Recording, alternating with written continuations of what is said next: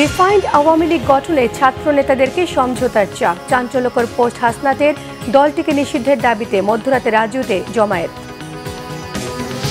হতেই হবে শেখ হাসিনার গণহত্যার বিচার, দাবি বিএনপির। ৩৬ জুলাই ক্লোজ হয়ে গেছে আওয়ামী লীগের চ্যাপ্টার, বলছে জামায়াত। আওয়ামী লীগ নিষিদ্ধের দাবিতে বিভিন্ন জায়গায় মিছিল। গাজায় ইসরায়েলি গণহত্যার প্রতিবাদ বাংলাদেশের ছাত্র জনতার।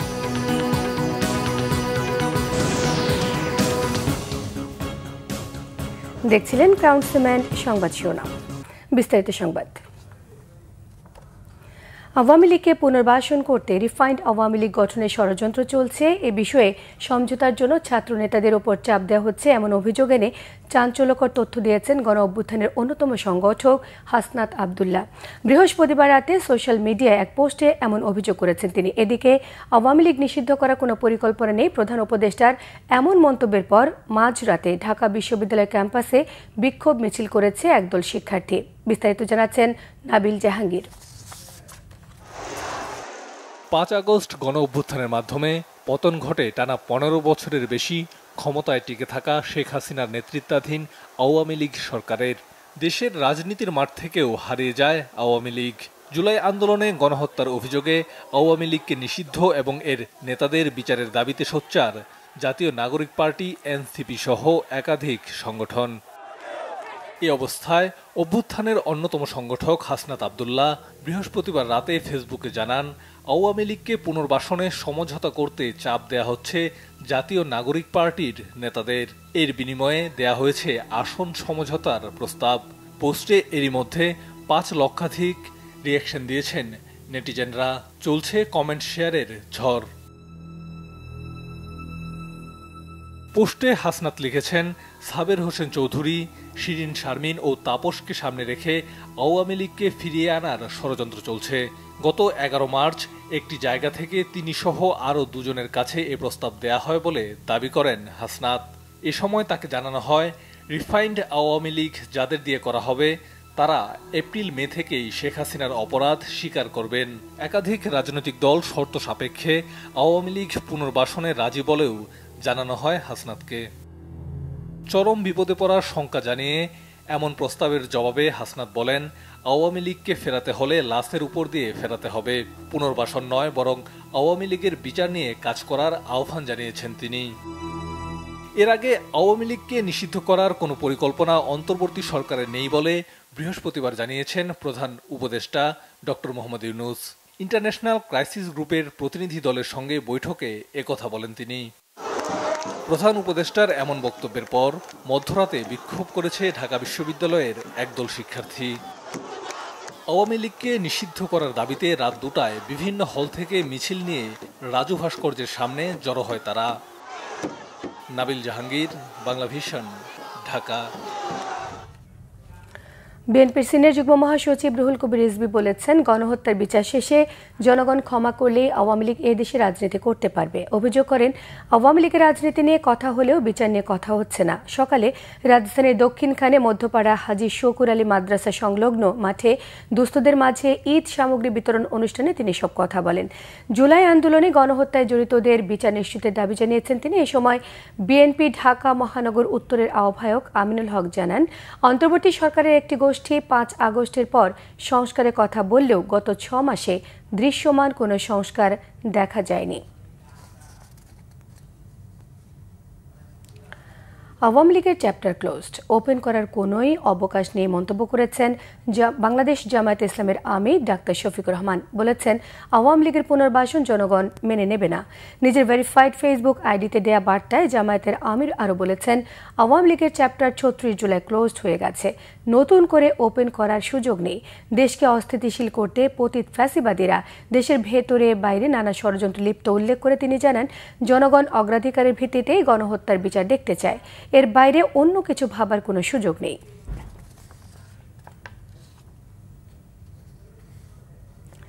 আওয়ামী লীগ নিষিদ্ধের দাবিতে বিক্ষোভ মিছিল করেছে ইনকিলাব মঞ্চ। এ সময় তারা ফ্যাসিস্ট এবং তাদের দোসরদের বিচার দাবি করেন। শুক্রবার ঢাকা বিশ্ববিদ্যালয় কেন্দ্রীয় মসজিদে জুমা নামাজের পর তারা বিক্ষোভ মিছিলটি বের করেন। জুলাই অভ্যুত্থানে হত্যার বিচার দাবি করেছেন তারা। হত্যাকারী আওয়ামী লীগ এবং তাদের দোসরদের পুনর্বাসন কোনোভাবে মেনে নেওয়া হবে না, যে কোনো মূল্যে তাদের প্রতিহতের ঘোষণা দেওয়া হয়েছে ইনকিলাব মঞ্চ থেকে। এ সময় তারা ফিলিস্তিনে নির্বিচারে গণহত্যার প্রতিবাদ জানায়। ইসরায়েলের বর্বরতার বিরুদ্ধে সকল মুসলিমদের এক কাতারে দাঁড়াতে আহ্বান জানিয়েছেন তারা। জুলাই আগস্টে নিহত সকল হত্যাকারীর বিচার দাবি করেছেন তারা। বিক্ষোভ মিছিলটি ঢাকা বিশ্ববিদ্যালয় এলাকা প্রদক্ষিণ করে শেষ হয়। আওয়ামী লীগকে নিষিদ্ধের দাবিতে বিক্ষোভ হয়েছে দেশের বিভিন্ন জায়গায়। দাবি না মানলে আবারও আন্দোলনের হুঁশিয়ারি দিয়েছে ছাত্র জনতা। চট্টগ্রাম মহানগরী নিউ মার্কেট এলাকায় বিক্ষোভ সমাবেশ এবং মিছিল বের করে ছাত্র জনতা। এর আগে সংক্ষিপ্ত সমাবেশে বক্তারা জানান, কিছু রাজনৈতিক দল এবং ব্যক্তি আওয়ামী লীগকে নানাভাবে পুনর্বাসনের চেষ্টা করছে। জুলাই শহীদদের রক্তের ওপর দাঁড়িয়ে যারা আওয়ামী লীগকে পুনর্বাসন করতে চাচ্ছে তাদের বাংলার জনগণ মেনে নেবে না।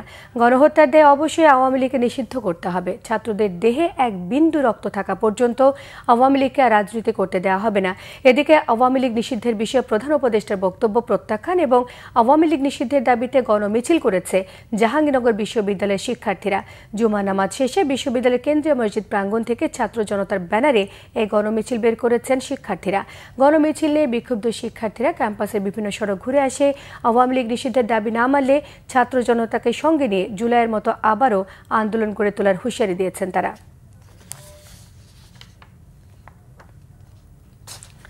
গাজায় ইসরায়েল বাহিনীর গণহত্যার প্রতিবাদে দেশের বিভিন্ন জায়গায় বিক্ষোভ মিছিল করেছে বিভিন্ন সংগঠন এবং ছাত্র জনতা। চট্টগ্রামের আন্দরকিল্লা শাহী জামে মসজিদের সামনে বিক্ষোভ মিছিল করেছে হেফাজত ইসলামের নেতারা। মিছিল শেষে সমাবেশে নেতারা এই নারকীয় হত্যাযজ্ঞের বিরুদ্ধে সোচ্চার হবার আহ্বান জানান। বিক্ষোভ মিছিল হয়েছে পঞ্চগড়েও, শহরের চৌরঙ্গি মোড়ে। এতে অংশ নেন ইমান আকিদা রক্ষা কমিটি, ইসলামী ছাত্র শিবির সহ বিভিন্ন ইসলামী সংগঠন। বর্বর গণহত্যার প্রতিবাদে বিক্ষোভ মিছিল এবং সমাবেশ করেছে খাগড়াছড়ি জেলা জামায়াতে ইসলামীর নেতারা। গাজায় যুদ্ধবিরতি লঙ্ঘন করে হামলার প্রতিবাদে বিক্ষোভ মিছিল হয়েছে সাতক্ষীরায়। ইসলামী ছাত্র শিবির শহর শাখার আয়োজনে এই কর্মসূচি পালিত হয়। হামলা এবং হত্যার প্রতিবাদে বিক্ষোভ মিছিল হয়েছে নোয়াখালীতেও। শহরের জামে মসজিদে উপস্থিত ছিলেন শিবিরের কেন্দ্রীয় শিল্প ও সংস্কৃতি সম্পাদক হাফেজ আবু মুসা সহ অন্যান্যরা। এছাড়া একই কর্মসূচি পালন করা হয়েছে টাঙ্গাইল, জয়পুরহাট, আশুলিয়া, টাঙ্গাইল এবং ফরিদপুরেও।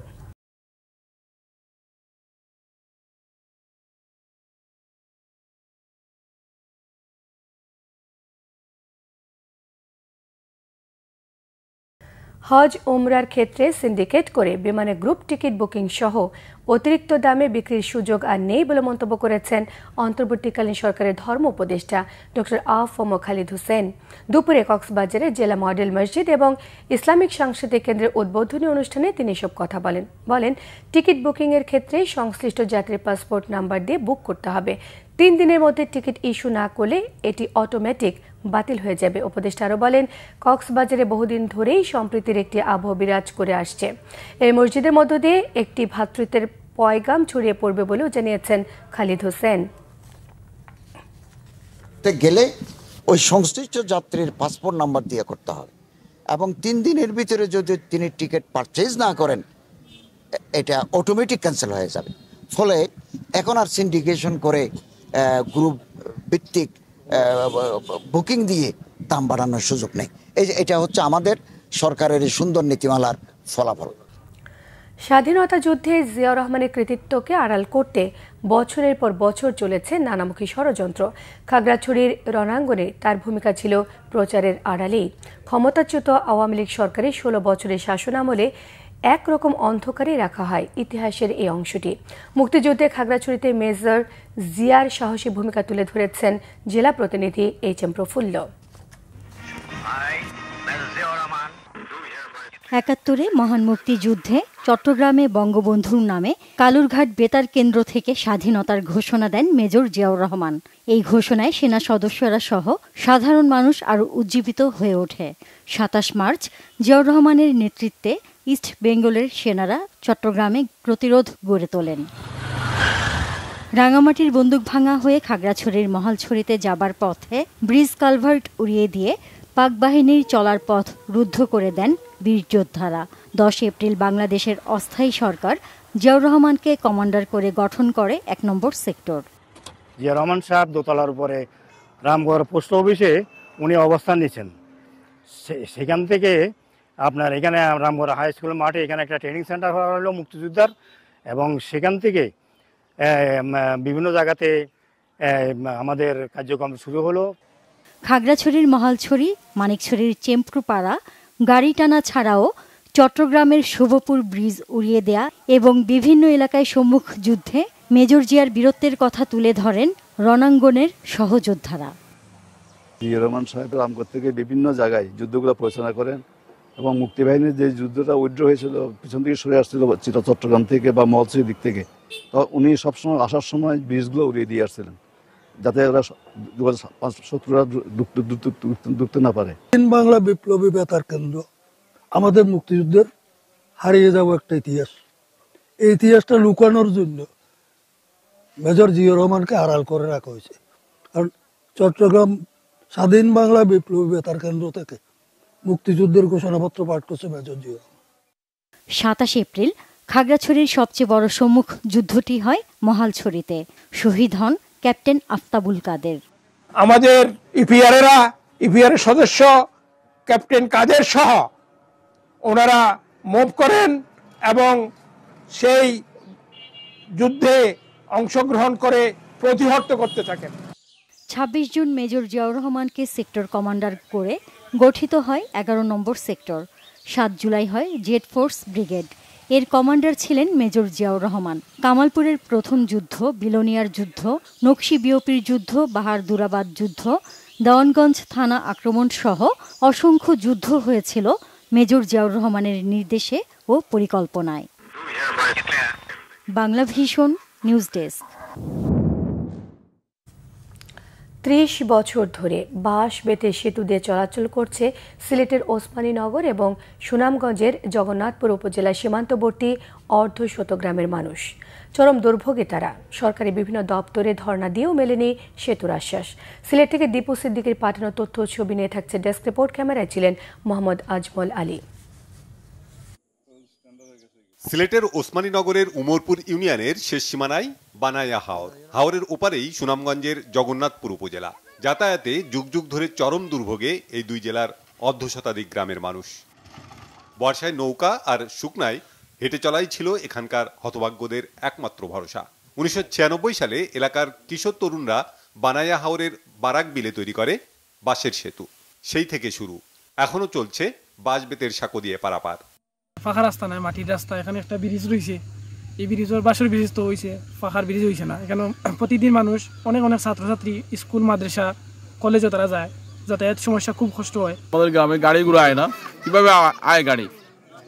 এতে কি বাঁশের একটা ব্রিজ, 2টা ব্রিজ করেছিলাম। আজ পর্যন্ত এই বাঁশের ব্রিজ আমরা ভাগ্য পরিবর্তন হয়েছে না। নৌকা দিয়ে যায় গেলে নৌকা বুড়ি যায় কি, একবার নৌকাটা বুড়ছিল বুড়িয়া মেয়েরা খুব কষ্ট করে। এই এলাকা সব থেকে নিপীড়িত এবং অবহেলিত। কেউ আমরা কোনো জনপ্রতিনিধি বা কোনো একটা সেক্টরে আমরা ইবাদি খেয়াল করবো না। বর্ষায় হাওরের পানি বেড়ে গেলে সেতুটি ডুবে যায়। যাতায়াতে দুর্ভোগের অন্ত থাকে না শিক্ষার্থী, রোগী ও তাদের স্বজনদের। ব্যবসা বাণিজ্যের ক্ষেত্রেও বড় বাধা যোগাযোগ ব্যবস্থা। রাস্তাঘাটে গিরবাস করতে পারে না, কারণ নৌকা আইলে এখনো নৌকার সময় আইলে নৌকা লাগে, কারণ পানিয়া অবস্থা হলো রাস্তাঘাট ডুবাইলে হিসাবে আমরা এখনো রাস্তাঘাটে নিয়ে খুব কষ্ট তো আছি। 30 বছর ধরে সব সরকারের আমলেই বিভিন্ন দপ্তরে সেতুর জন্য আবেদন করেছেন ভুক্তভোগীরা, কিন্তু কোনো উদ্যোগই নেওয়া হয়নি।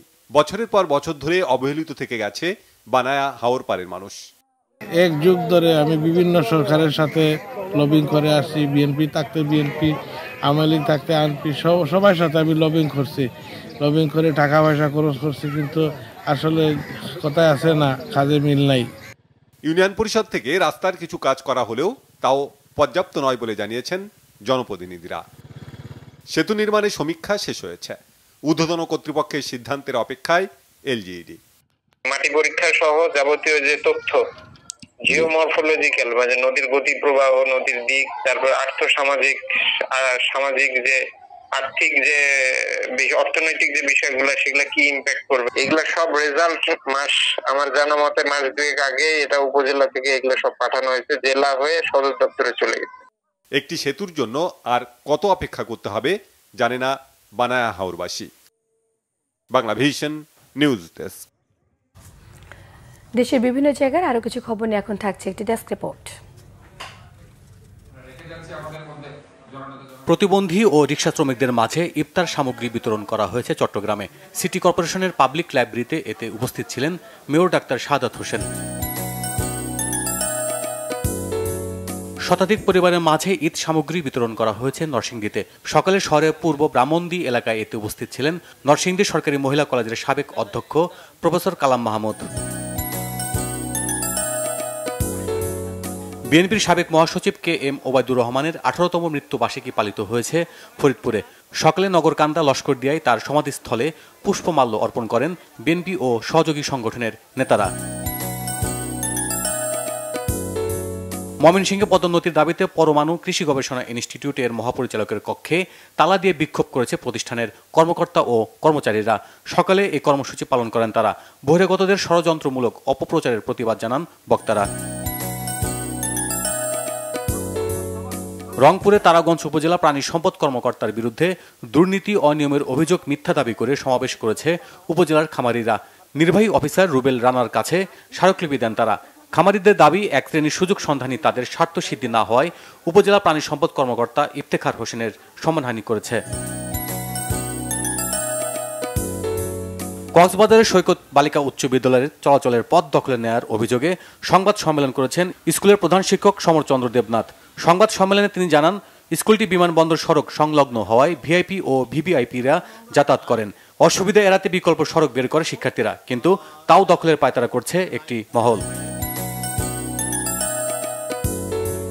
26 মার্চ মহান স্বাধীনতা দিবস উপলক্ষে সবার আগে বাংলাদেশ কনসার্টের জায়গা হিসেবে বগুড়ার আলতাফুন্নেসা খেলার মাঠকে নির্ধারণ করা হয়েছে। সকালে জায়গাটি পরিদর্শন করেন কনসার্টের একটি প্রতিনিধি দল। আগামী 11 এপ্রিল অনুষ্ঠিত হবে এই কনসার্ট। ফুটবল ফেডারেশনের ইফতার মাহফিল হয়েছে মাগুরায়। স্টেডিয়ামে এতে উপস্থিত ছিলেন জেলা ফুটবল ফেডারেশনের সভাপতি শরীফ আজিজুল হাসান মোহন সহ অন্যরা। Bangla Vision news desk. এই ছিল এখনকার মতো। পরের সংবাদ সন্ধ্যে 7:30 দেখার আমন্ত্রণ রইল। এছাড়া বাংলা ভিশন সংবাদ ও সংবাদ সংশ্লিষ্ট অনুষ্ঠান দেখতে ভিজিট করুন www.bbnews24.com, facebook.com/বাংলাভিশন নিউজে সাবস্ক্রাইব করুন, youtube.com/বাংলাভিশন নিউজের সঙ্গে থাকে সবাইকে ধন্যবাদ।